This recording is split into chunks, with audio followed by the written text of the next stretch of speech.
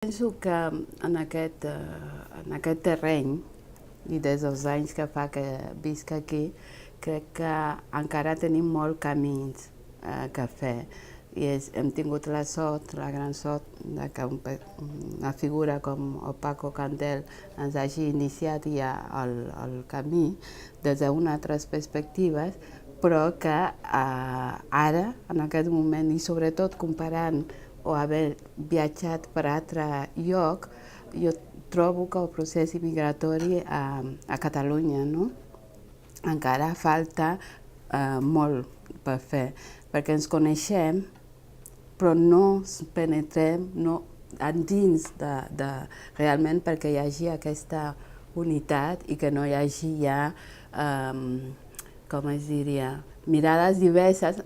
Per dir-ho gràficament, estem junts, ens mirem, però no ens coneixem realment, no? O sigui, sabem qui som cadascú, però com realment pensem, com ens podem integrar uns dintre dels altres en l'aspecte de dir, bueno, veig una persona del Marroc i no em quedo amb els estereotips, sinó realment, tot i que cada immigrant és diferent i pot a cada història, i hi ha milions d'històries, no?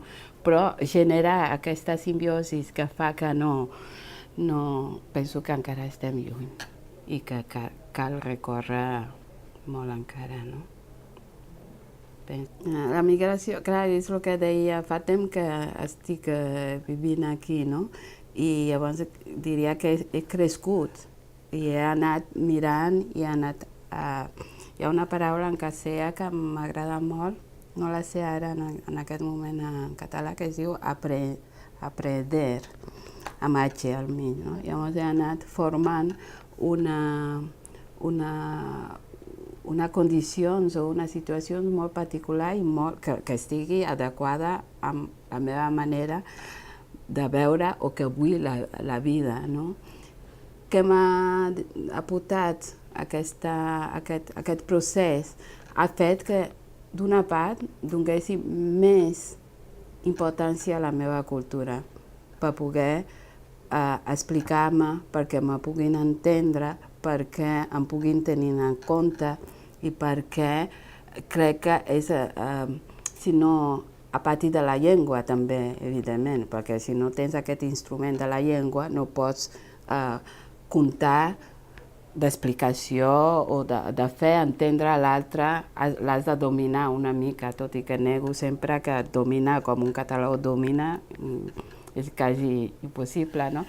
Però això m'ha permès poder conèixer a mi mateixa, tornar a les meves arrels, donar-me compte de lo que som, de com pensem o d'on vinc per poder estar, oferir-me, no m'agrada la paraula, però intercanviar amb això jo crec que és el que m'ha portat el fet de trobar-me fora de casa meva i amb una situació, amb una geografia, amb unes condicions especials i aquí estem.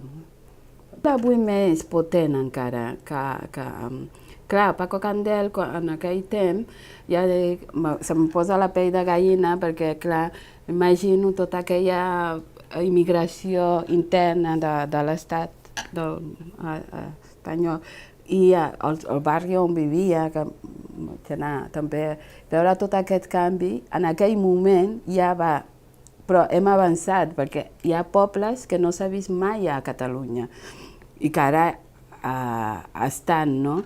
I per tant